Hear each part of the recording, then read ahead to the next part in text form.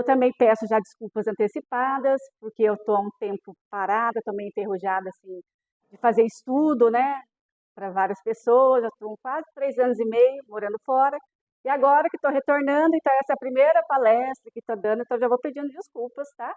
Antecipadas, caso ocorra alguma coisa. O tema da palestra de hoje, que eu queria conversar com vocês, na verdade, né, um estudo, é a lei de progresso e de destruição, os trabalhadores da última hora.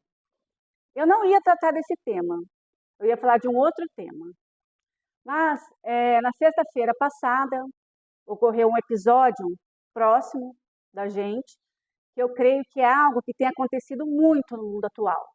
E eu acho que todo mundo aqui tem uma história dessa para contar, ou conhece alguém, uma família.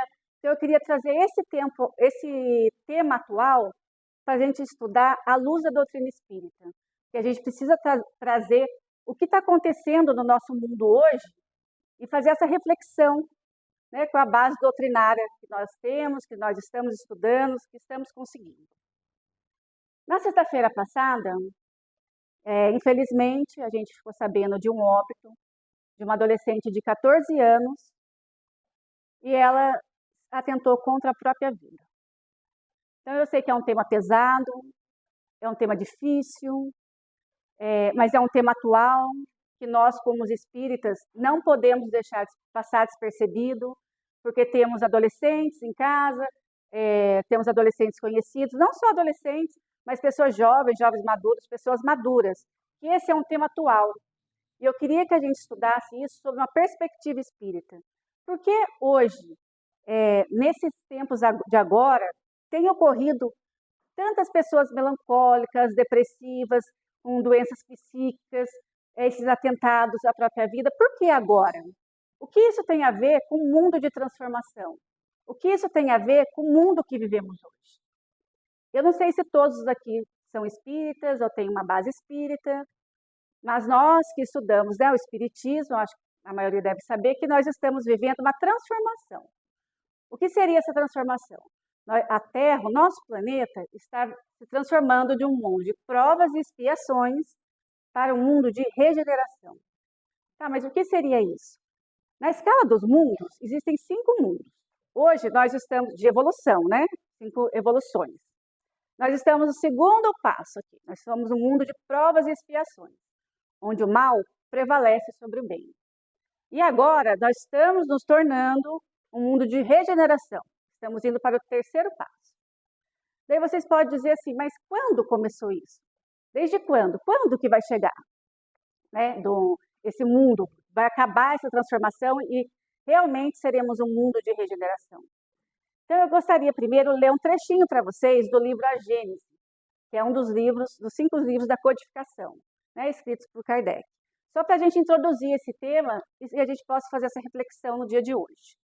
Então, na Gênese, diz assim: consta que uma mudança tão radical como se está elaborando não pode realizar-se sem comoções. Então, não vai haver uma mudança sem que haja uma comoção, uma quebra, uma crise. Há, inevitavelmente, luta de ideias. Desse conflito, forçosamente, se originarão passageiras perturbações. Então, 2 palavrinhas para a gente refletir. Passageiras, que vai passar, esses tempos passarão, né, e perturbações, que é o que estamos vivendo hoje, né, com todos esses números alarmantes que estamos vendo. É, pois, da luta das ideias que surgirão os grandes acontecimentos preditos, e não de cataclismos ou catástrofes puramente materiais. Então, a transformação não vai ser material. A transformação material já ocorreu lá no começo, quando a Terra estava se formando, que era uma bola de fogo. Hoje temos os magmas, as placas tectônicas que foram formadas. Essa transformação já estava lá no mundo primitivo. A transformação agora é moral, é no campo das ideias. Hoje, não são mais as entranhas do planeta que se agitam, são as da humanidade. Esse livro foi escrito há 161 anos atrás. Daí vocês falam, mas a gente está em transformação desde lá? Estamos há 160 anos passando por isso? Então, a transformação, ela é lenta. Mas, no Livro dos Espíritos, Kardec questiona os espíritos. Quando saberemos que esse mundo de regeneração realmente acontecerá? E a resposta deles é: não haverá mudanças terrenas, materiais. Começarão a haver doenças psíquicas, melancolia, desânimo, depressão, todas essas doenças que nós estamos vendo hoje em dia. Ainda não é algo estudado, algumas previsões em que 2050 essa transformação já teria ocorrido, mas não é nada factível ainda, né? Está em estudo. Mas é só para a gente analisar que há 160 anos atrás já foi dito que passaríamos por isso e que saberíamos que estaríamos nessa condição do que estamos hoje, que essa condição era a condição da quebra do mundo de provas e expiações para o mundo de regeneração. Então, como a gente sabe que toda transformação, ela gera uma crise. Né? Ninguém se transforma, ninguém vira um doutor da lei sem ter passado por todos os anos de escola. Né? A borboleta, ela não vira uma borboleta do nada. Ela está dentro do casulo, ela tem que quebrar o casulo para virar uma borboleta. Assim como um bebê. Ele sai do ventre da mãe, que ele está quentinho, não precisa nem comer, que ele é alimentado pelo cordão umbilical, e ele tem que passar pela dor do parto, e respirar sozinho, e comer sozinho. Então, tudo isso tem uma transformação que acontece. E por que nós seríamos diferentes? Não é? A gente segue a lei de transformação, a lei de progresso do mundo. Isso é uma das leis que está no Evangelho segundo o Espiritismo.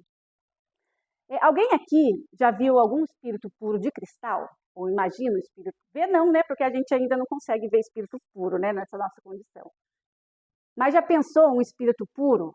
Vamos dizer, no patamar de Jesus, que seja feito de cristal? Você faz assim, ó. Quebrou.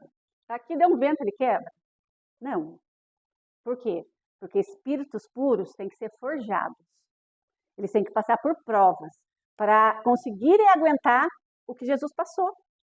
Para conseguirem aguentar, e Chico Xavier nem é ainda o espírito puro, hein, da escala de Jesus, mas o que Chico passou precisa ter essa forja. É igual o diamante. O carbono, grafite, sabe aquele grafite do lápis? E o diamante, eles são feitos da mesma composição química.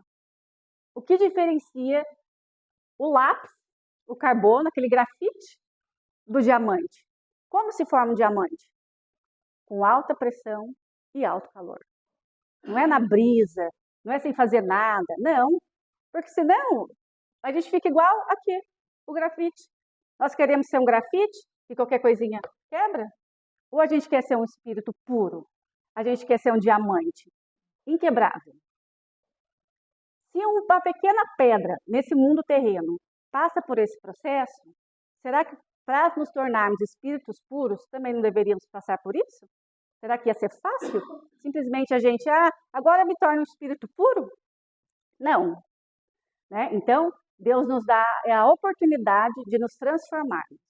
Ele nos dá a oportunidade de reencarnarmos, passarmos por essas provas, não porque Ele não nos ama ou porque Ele quer nos castigar, mas para evoluirmos e virarmos diamantes. Porque Ele sabe que nós somos diamantes, brutos. Que às vezes não queremos evoluir. Mas Ele fala, não, vamos ser forjados, porque eu vejo um diamante em você. Deus vê um diamante em nós. O que nos impede de enxergar isso dentro de nós? E essa é a oportunidade. É agora o momento. Tanto é esse momento que Deus convida todos os espíritos no mundo espiritual a reencarnar. Porque aqui estamos em várias vibrações. Estamos todos aqui, né, cada um em uma vibração diferente, mas todos iguais. Então, hoje reencarnados, temos nós, temos os espíritos mais evoluídos, temos os médio evoluídos, temos os do umbral, que pode ser nós, que viemos para cá. Até é para a gente pensar, alguns espíritos do umbral, aqueles médios que são videntes, conseguem enxergar que esses espíritos nos apresentam ou com o corpo de humano, cabeça de animal, ou com a cabeça de humano e corpo de animal, porque isso é como eles se enxergam. E hoje em dia, não tem, está na moda algumas pessoas falarem que se sentem como animais? Não existe isso? Isso tem uma explicação. Por que essas pessoas se sentem assim? Mas eles estão aqui também para evoluir, para andar com a gente. né? Porque a Terra, ela é uma escola. Nós estamos aqui para aprender.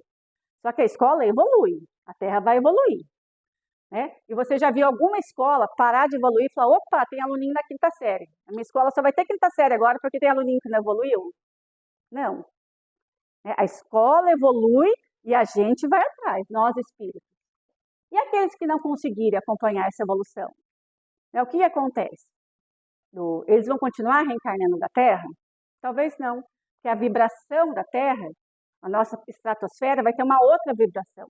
Que nós, se não acompanharmos essa escola, não vamos conseguir viver. Porque será um mundo que vai haver mais o bem do que o mal. Por isso, hoje, há esse conflito de ideias. As pessoas vivem essa transformação, esse conflito. Por isso, a depressão, a melancolia, aquela percepção de não se encaixar no mundo. Porque é isso que está acontecendo. O mundo está se transformando.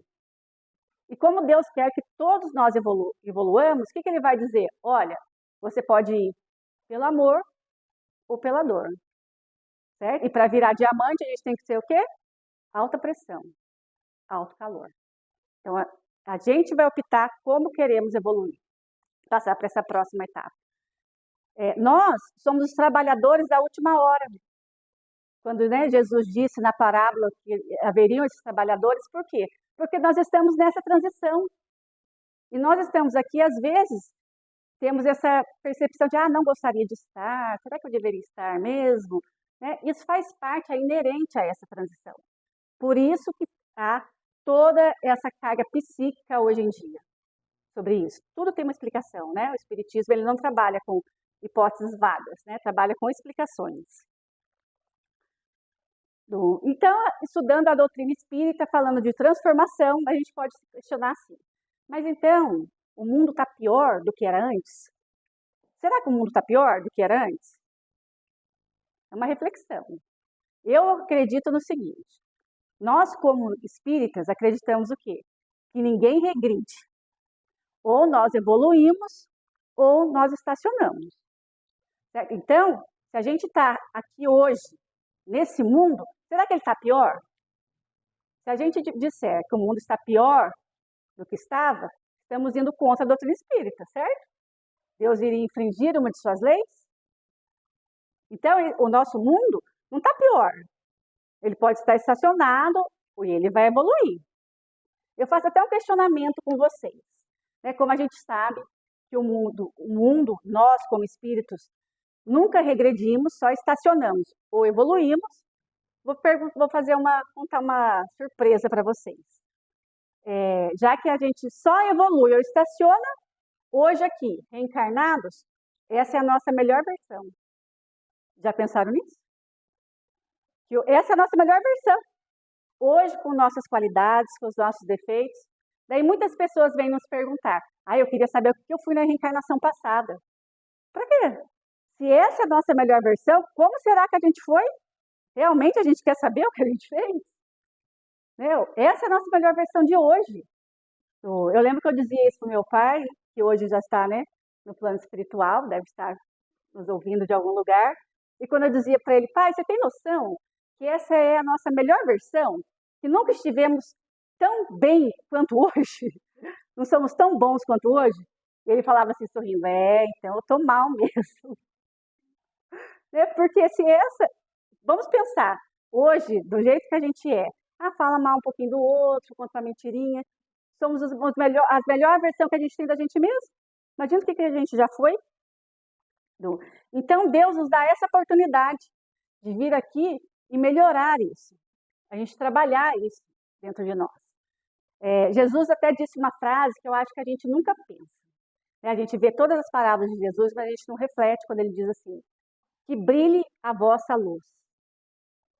Que brilhe a vossa luz. Que luz é essa? Que Jesus disse. E ele disse mais. Podeis fazer o que faço e muito mais. Jesus disse, a gente não acredita em Jesus? E por que a gente não faz, então? Se ele disse, podeis fazer o que faço e muito mais. E ele diz mais, vós sois deuses. Ele não diz, vós serão deuses. Vós, se tiver alguma professora aqui de português, possa me corrigir. Vós é presente do indicativo. Eu sou, tu és, ele é, nós somos, vós sois. E eles são. Então, Jesus disse, vós sois deuses. Podeis fazer o que faço e muito mais. E por que a gente não faz? Se a gente é uma centelha divina, temos Deus no nosso DNA, se o nosso irmão maior, nosso maior irmão que reencarnou na Terra disse isso, por que a gente não faz? Será que é porque a gente acha que vamos nos tornar espírito puro assim de uma hora para outra? Dormi e acordei puro. Será que foi assim com Jesus? Será que foi assim com todos os outros espíritos? Não. A gente evolui paulatinamente, porque Deus sabe que nós precisamos desse tempo para evoluir. E como que a gente evolui paulatinamente? A gente sair, ouvir uma pessoa, fazer um acolhimento, fazer uma escutativa, dar um abraço. Às vezes isso salva vidas. Só a gente perder um tempo ou ganhar um tempo. De estar ao lado de uma pessoa e escutar o que ela tem a dizer. Isso pode salvar a vida. Será que a gente está fazendo isso? Porque Deus não pediu para nós construirmos obras gigantescas. Para fundarmos orfanatos, fundarmos centros espíritas. Não! Ele pediu para que a gente evolua, nos transforme. E isso é feito no dia a dia. Todos os espíritos puros evoluíram no dia a dia. Quando a gente vai dormir, a gente pode refletir.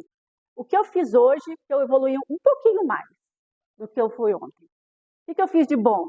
O que eu fiz de ruim? O que eu posso melhorar? É essa transformação. Não é para a gente se tornar diamante de uma hora para outra. Põe aqui, queima o carvão, queima o... A gente não vai evoluir assim. É paulatinamente que a gente evolui. E é isso que Jesus veio nos trazer. Veio nos trazer essa mensagem, que nós somos deuses. E aonde está isso dentro de nós? Para a gente colocar em prática. Para finalizar, eu queria só contar uma história para vocês. Acho que todo mundo aqui conhece a história de Paulo, São Paulo. Paulo, quando ele era Saulo, ele foi um dos maiores perseguidores dos cristãos. Tudo o que podia fazer contra um cristão ele fazia. Ele torturava, ele queimava, ele matava. Por quê? Porque Paulo era conhecedor da Saulo, Ele era um conhecedor da lei. Ele era, na época, como se fosse um ministro do STF. Essa era a posição que Saulo tinha na sociedade. E ele conhecia muito, ele falava várias línguas. Ele era um judeu que tinha uma cidadania romana, que para a época era algo muito grande, porque nem todo judeu, 1% dos judeus da época tinham cidadania romana, que dava a eles vários benefícios. E Saulo, ele fazia tudo que a gente já sabe, com os cristãos. Um belo dia, Paulo estava indo para Damasco, no seu cavalo, no seu jegue, na sua mula, não sei qual animal que ele estaria ali, e ele vê aquela luz luminosa diante dele e pergunta: Saulo, por que me persegues? Essa luz era Jesus. E ele era um dos maiores perseguidores dos seguidores de Cristo. E Jesus aparece para ele: Saulo, por que me persegues? Saulo, então, continua, vai até Damasco, cego, porque ele ficou cego com a luminosidade. Imagina encontrar Jesus em sua forma plena. Ele chega em Damasco e encontra Ananias, que era um seguidor de Cristo. Ananias, durante um tempo, ensina para Paulo quais eram as pregações de Cristo, o que ele queria apresentar, qual era a proposta de Cristo. E estudando tudo aquilo, Saulo se torna Paulo. Para ele se tornar Paulo, ele teve que ficar cego, ele teve que deixar para trás toda a herança que ele tinha, porque ele era um homem riquíssimo. Ele deixou de ser doutor da lei. Vocês conseguem imaginar um ministro do STF sendo carpinteiro? Paulo fez isso. Ele fez isso. Às vezes a gente acha que é distante, mas se a gente trazer isso para a nossa realidade, foi isso que Paulo fez. Ele terminou com a noiva, Abigail. Os pais pararam de falar com ele, porque acharam que ele estava ficando louco, como que ele era um perseguidor ferrenho dos cristãos, e agora ele virar cristão? Mudou de nome? Paulo fez isso. Paulo, a gente pode imaginar, mas Paulo era puro. Será que o espírito puro tinha matado tanto cristão? Será que ele era puro? Tudo que ele fez? Só que ele se transformou de Saulo para Paulo. O que fez essa mudança de Paulo? Ele fez o quê? Ele seguiu o mandamento de Jesus, que é o que nós temos que refletir: brilhar a vossa luz Paulo tirou isso dentro dele, ele não era perfeito. Ele não mataria tudo aquilo de cristãos, tudo que ele fez, se ele fosse perfeito. Então, a proposta que eu tenho para trazer para a gente hoje é a gente terminar com uma reflexão. Nesse mundo de transformação que estamos hoje, em toda essa carga psíquica, doentia, o que a gente pode fazer para melhorar? Qual é o nosso objetivo aqui nessa reencarnação, neste momento? E refletir, hoje, nós somos mais parecidos com Saulo, o perseguidor dos cristãos, ou com Paulo, o cristão, aquele que levou o cristianismo a maior número de pessoas possível. Quem nós somos, Saulo ou Paulo? Então, refletamos e façamos como Paulo, deixemos brilhar a nossa luz. Que Jesus nos abençoe.